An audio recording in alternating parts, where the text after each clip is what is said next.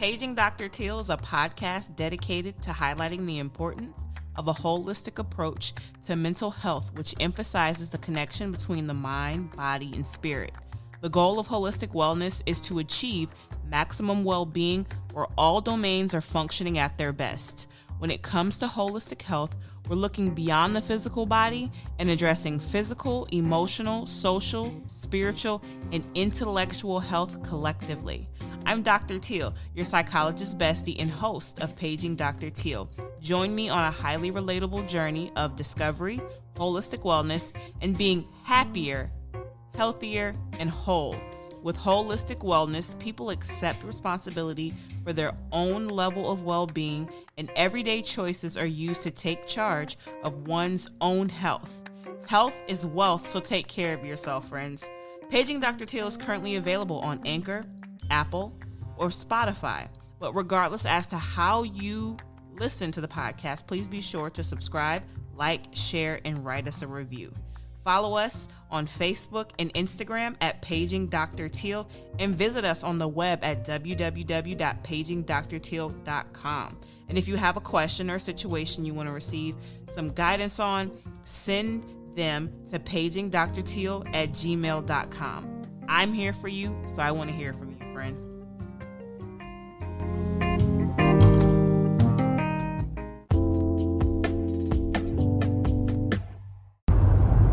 Car Chronicles is a segment dedicated to random insights and thoughts that I get while I am commuting. My commute round trip is about 3 hours, and I like to use that time to be productive. Typically, I am reviewing work-related things that I've recorded to listen to later on. I'm currently studying for my licensure exam in psychology, so I have some audio study tapes that I listen to. I listen to audiobooks, podcasts, a variety of different things, but I really try to turn my commute into a time of either learning or productivity, so it's not a waste. But less about that, more about today's Car Chronicles. So today we're talking about communication. Just want to share a few thoughts with you guys. I think that communication lays the foundation for all of our relationships. We live in our own separate worlds created by our perception. Reality is perception based. I don't care what anybody says. And so because reality is perception based, I feel like communication is a portal, a bridge, if you will, into the worlds of others. And I think that we have to meet in the middle on that bridge to combine forces and live, happily. Happier people are healthier. And so if we can improve our communication skills in some way, that subsequently improves our relationships. If we have better relationships, we're able to feel more supported, and with more social support, research has indicated that even just the perception of having adequate and sufficient social support positively impacts your mental and your physical health. Happier people are healthier. So I think that practical things like being more clear, more consistent, making sure that we're understanding what that other person is trying to communicate, and making sure that they understand what it is that we're communicating and what our needs are, allow us just to lay the foundation for healthier relationships, to increase our happiness, and also positively impact our health.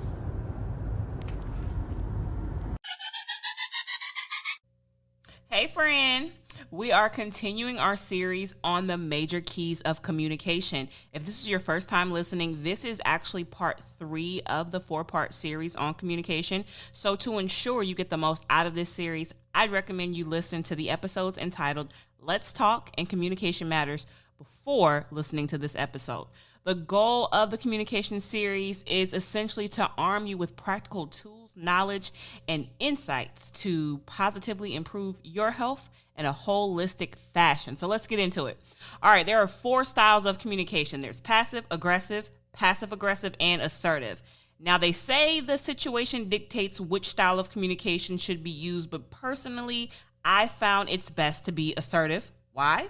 Assertive communication is tactful, straightforward, and can ensure that you get your needs met, period.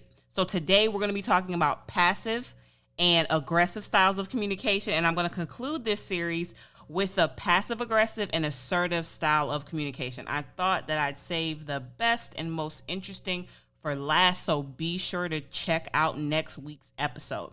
All right, passive communication. Let's get into it, friends. Side note, random, very random. And if you listen, you know I'm random. I learned this weekend that for optimal functioning, you should drink 80 ounces of water a day. That helps with your joints and muscles and cognitive functions and all that good stuff. 80 ounces of water a day. Interesting, right? Because we mind our business and drink our water. That's a part of holistic wellness. And so I thought I'd share that with you guys. I didn't know that for optimal functioning, you should be drinking about 80 ounces of water a day. Now that sounds like a lot, but if you have like a reusable water container, I do. Mine is about 48 ounces. And so if I fill that up twice, boom, I've had my water for the day. So maybe you give that a try. Just thought I would share. Let's get back on topic. All right, so passive style of communication. Individuals who use a passive style of communication often act indifferently and yielding to others. Passive communication usually involves an individual failing to express their needs or feeling and allowing others to express themselves at their expense. Frequently, a passive communicator's lack of outward communication can lead to misunderstanding, anger buildup, or resentment. And at the same time, these communicators can be safer to speak with when a conflict arises because they are more likely to avoid confrontation or to defer to others. So we all know someone that engages in passive style of communication. So passive communicators often display a lack of eye contact, poor body posture, and an inability to say no. Like I said before, we all know someone that's a passive communicator. At my job, for example, I'm not going to throw out any names or titles, but there's someone on our team that's very, very passive in the group, but behind closed doors in smaller groups or one-on-one, they will definitely reveal how they really feel. And it seems like to me that's counterproductive. It seems like on the front end of communication, you should be honest and upfront about how you feel so that you don't have to talk to someone else about it later on. What is the point of communicating to someone else the problem when you can communicate with the person involved what the problem is and solve it? So I think passive communicators engage in that way because they don't want to upset anybody, but sometimes you've got to shake things up in order to get to your final destination. Anywho, passive communicators are also easy to get along with, and they follow others and go with the flow. Examples of phrases that those who use passive communication style would say or use include the following. Write this down. This is important. Put this in your notes, guys, because I want you to be able to identify these styles of communication so that you, in turn, can better communicate with them. If you know who and what you're dealing with, you know how to solve the problem. So someone that engages in passive communication style may say some of the following. It really doesn't matter that much. I know you know somebody like that. It really doesn't matter that much. Or they might also say, I just want to keep the peace. I just want to keep the peace. Well, sometimes war is necessary to solve the problem. But I'm not an advocate for violence, by the way. Let me just put that out there. Passive communicators will often fail to assert themselves, allow others to deliberately or inadvertently infringe on their rights, or fail to express their feelings, needs, or opinions. They tend to speak softly or apologetically. Don't you just hate someone that's always apologizing? Like, what are you sorry for? I hate that, don't you? They also exhibit poor eye contact and slumped body posture. So the impact of the pattern of passive communication is that these individuals, they often feel anxious because life seems out of their control. They often feel depressed because they feel stuck and hopeless. They also feel resentful but are unaware of it because their needs aren't being met. And they're often unable to really mature because they never get the opportunity to address real issues because they're never ever saying how they really feel. Now, a passive communicator might also say, believe, or behave like this. Now, put on your listening ears because this is also very important. So a passive communicator may also say, I am unable to stand up for my rights. Lies. It's your responsibility to stand up for your rights, friends. They might also say, I don't know what my rights are. More lies, because you do know. They might also say, I get stepped on by everyone. And last but not least, I'm weak and I'm unable to take care of myself because people never consider my feelings. Now, friends, if we are to expect someone else to care about our feelings, it's so important that we care first. We have to care about how we feel. And in order to do that, that requires healthy communication. We can't expect someone to do for us what we aren't willing to do for ourselves. So as you can hear, a passive style of communication is problematic in that that individual gives up all of their rights for the sake of getting along. They go along to get along, and that's problematic. So don't be a passive communicator, friends. Let's take a break.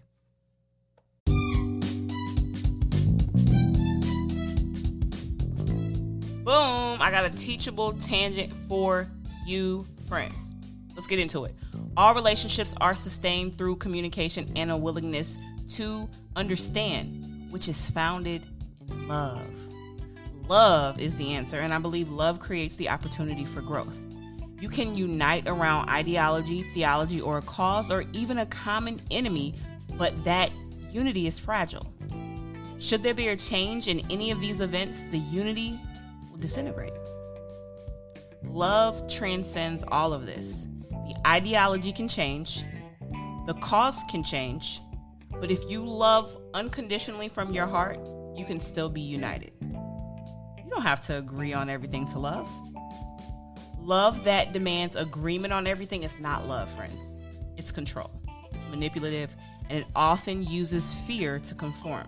So remember, friends, love is the solution to all of our problems, if you ask me. Let's reflect for a minute. How do you react when someone does not agree with you? Do you get upset? Do you become defensive? How do you react, friend? Maybe you can even journal about that, because the answer to that question creates an opportunity for growth. It's definitely a teachable moment. How do you react when someone doesn't agree with you?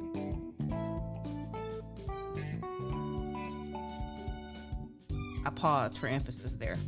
But get in touch with anyone that you may have an unresolved issue with and approach the person with love and a willingness to understand rather than to defend your position. You're welcome.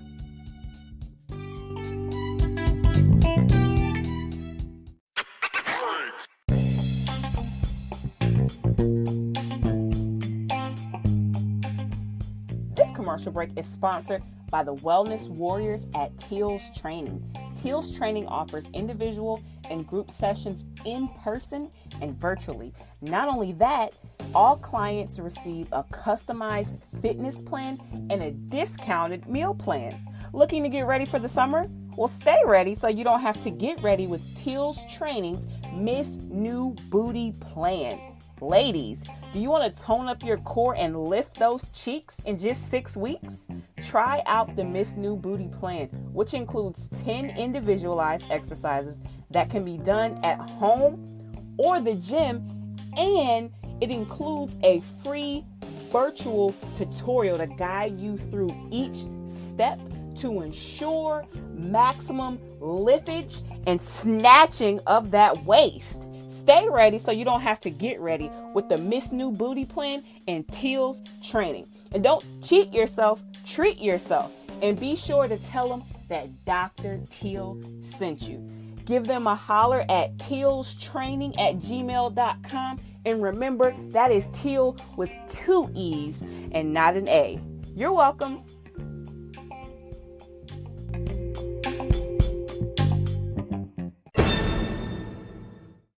On the Couch with Doc is a segment dedicated to providing you practical strategies for real life problems.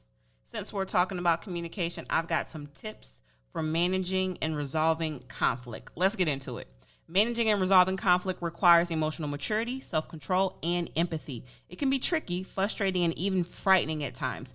You can ensure that the process is positive as possible by sticking to the following conflict resolution guidelines. First, make the relationship a priority. Maintaining and strengthening the relationship rather than winning the argument should always be your first priority. Be respectful of the other person and his, her, or their point of view. Focus on the present. If you're holding on to old hurts and resentments, your ability to see the reality of the current situation will be impaired. Remember, rather than looking at the past and assigning blame, focus on what you can do in the here and now to solve the problem. Also, pick your battles. Conflicts can be draining, so it's important to consider whether the issue is really worthy of your time and energy.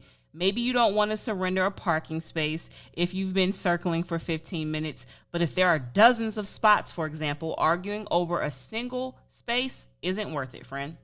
Also, be willing to forgive. Resolving conflict is impossible if you're unwilling or unable to forgive. Resolution lies in releasing the urge to punish, which can never compensate for our losses and only adds to our injury by further depleting and draining our lives. Lastly, know when to let something go. If you can't come to an agreement, agree to disagree. It takes 2 people to keep an argument going. If a conflict is going nowhere, you can choose to disagree and move on. And I've also got some fair fighting ground rules for you. Pull out your little pencil or flip to your notes section in your phone. Super important about communication. You might want to write this down.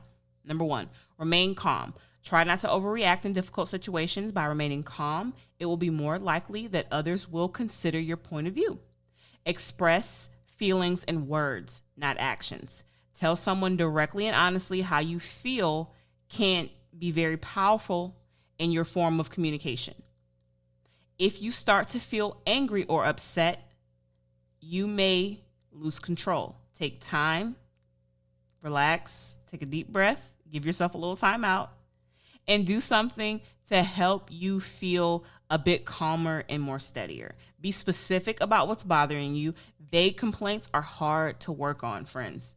Deal with one issue at a time. Don't introduce other topics until each is fully discussed. This avoids the kitchen sink effect where people throw all their complaints into one place while not allowing anything to be resolved. Also, no hitting below the belt. That means be nice, friends. Attacking areas of personal sensitivity creates an atmosphere of distrust, anger, and vulnerability. Avoid accusations. Accusations will cause others to defend themselves. Instead, talk about how someone's actions made you feel. Additionally, don't generalize. Avoid words like never and always. Such generalizations are usually inaccurate and will heighten tensions. Avoid make-believe. Exaggerating or inventing a complaint about your feelings will prevent you from talking about the real issue. Stick to the facts and be honest about your feelings. Don't be fake, friend. Be honest. And also, don't stockpile. Storing up lots of grievances and hurt feelings over time are counterproductive. It's almost impossible to deal with numerous old problems for which interpretations may differ. Try to deal with problems as they arise. Now, I hope that was helpful for you. These fighting fair ground rules, as well as tips for managing and resolving conflict. Go and be great, friend. You're welcome. good communication skills can improve the way you operate in life. Conversely, poor communication skills, on the other hand, can sour relationships from business to personal and make your life significantly harder. It seems like some people understand how to communicate without even trying. I'm not one of those people. I've definitely had to practice and learn different ways and techniques to engage in a manner that's helpful for me. However, others, they're able to often tailor their language, tone, and message to their audience and get their point across both quickly and succinctly in a way that their message is able to be heard. They're also able to pick up on messages sent to them rapidly, understanding both what is said and what's not been said. That's a skill, but lucky for us, practice makes perfect. Now, for some people, this seems effortless, but the chances are they've spent a lot of time honing their skills. So again, there is hope for us. I think one of the more important things that allow us to develop our communication skills are developing a good understanding of ourself, aka self-awareness, and just getting into the habit of reflecting on our successes and failures, and then also the actions that have led to one or another. As such, we are rounding out today's topic of passive versus aggressive communication and conflict resolution in our third part of the major keys of communication series. Now, we've already got into the passive style of communication and its pervasive nature, in that passive communicators often give up their rights. They give up everything. They concede to the needs of others, and you can't get far in life being a pushover. So passive style of communication, I could do without that. And we talked about some tips for managing conflict resolution. Quick recap: make the relationship your priority, focus on the present, pick your battles, be willing to forgive, and know when to let something go. You can't hold on to everything forever, guys. That kills a relationship, whether it's personal or professional. You got to fight fair, right? So speaking of conflict, let's get out of here with a quick discussion on the aggressive style of communication. Now, when someone is aggressive, it's apparent.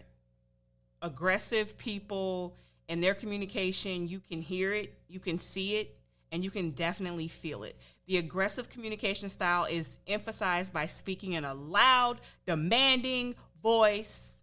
We've all encountered somebody like that. They maintain intense eye contact and a dominating or controlling type of demeanor. They often engage in blaming, intimidating, criticizing, threatening, or attacking other people. Nobody likes an aggressive communicator, depending on the situation, because they make things really uncomfortable, right? Aggressive communicators often issue commands, ask questions rudely, and fail to listen to others. But they can be also considered leaders and command respect from those around them. Aggressive communicators will often try to dominate others, use humiliation to control others, like I said before, criticize, blame, or attack others, and they can often be very impulsive. They tend to have low frustration tolerance, don't listen, interrupt frequently, and use you statements. The impact of this pattern of communication can often lead to individuals feeling alienated.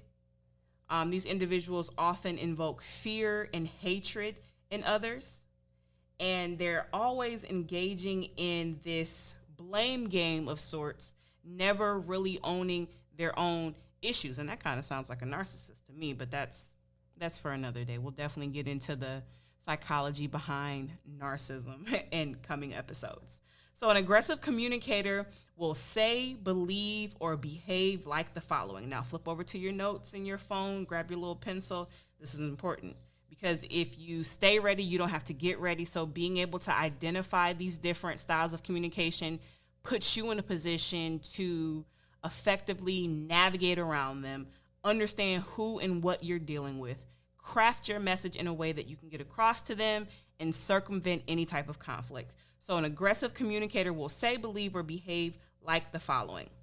I'm superior and right, and you're inferior and wrong. I'm loud, bossy, and pushy. We all know people like this. I can dominate and intimidate you. I can violate your rights. I'll get my way no matter what. It's your fault. I react instantly. I'm entitled. You owe me. Examples of phrases that an aggressive communicator might also use include some of the following. I'm right and you're wrong. I'll get my way no matter what, and it's your fault. Did you get all that, friend? Aggressive communication is often uncomfortable, especially as a receiver. These individuals talk very loudly. They are demanding. Their presence is huge. But ultimately, I think this style of communication stems from a place of insecurity, which results in overcompensation through dominance, unfortunately. And depending on the context in which you're communicating with an aggressive communicator, it's best to allow them to get it out. Don't react. Take a deep breath and then respond. I think with aggressive communicators, you have to put them in timeout to show them how absurd they're behaving. I personally don't engage with aggressive communicators. I'll let you get it out. I'll look calmly, and then I'll ask you a question. And I found that makes people that engage in aggressive communication uncomfortable because they're expecting to invoke fear or for you to shut down. And when you approach them calmly and don't react, that diffuses that facade, that big energy. That's a front to hide that insecurity. Make sense? Alrighty. So we're going to go on ahead and get out of here. This was part 3 of the 4-part series. Check us out next week for part 4, where we're going to be talking about passive-aggressive communication styles and my favorite, the most important, the majorest of keys, assertive communication. Assertive communication allows us to communicate in a way that is clear, concise, and ensures that we get our needs met, but in a tactful way. I think it's the best of both worlds and should be utilized both in a professional setting and also a personal setting. But you're going to have to tune in next week to hear all about that.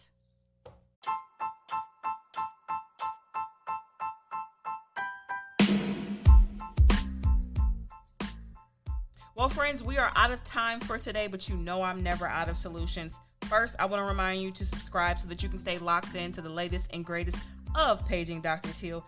Then I want you to share this episode with at least one person and or on your social media page. Both are much appreciated.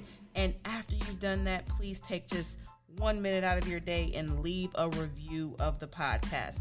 Whether you listen on Apple, Spotify, whatever the case may be, leave us a review. Reviews are important because they allow us to stand out a bit more and serve as a reference of sorts to new listeners. Sharing is caring, and knowledge is power. So please do both. Thank you in advance. Also, follow us on Facebook, Instagram at Paging Dr. Teal. Visit us on the web at www.pagingdrteal.com. Working on the website. It's being revamped. New content coming for you guys. I'm actually about to start offering a life coach and wellness consultation sessions. Whew. Definitely might want to check that out. Life-changing type stuff. One-on-one with Doc. You get to lay on the couch, the virtual couch, yourself with me. It sounds fun, right? More information to follow, but you've gotta check us out on www.pagingdrteal.com for more information about your wellness consultation sessions with the good doc. And so since I'm like your psychologist bestie, if you have a question or situation you want to get some guidance on, send them to pagingdrteal@gmail.com. I'm here for you, so I want to hear from you. In parting, remember, friends, your health is your wealth, So take care of yourself. Stay ready so you don't have to get ready. And don't lighten up, tighten up. Later.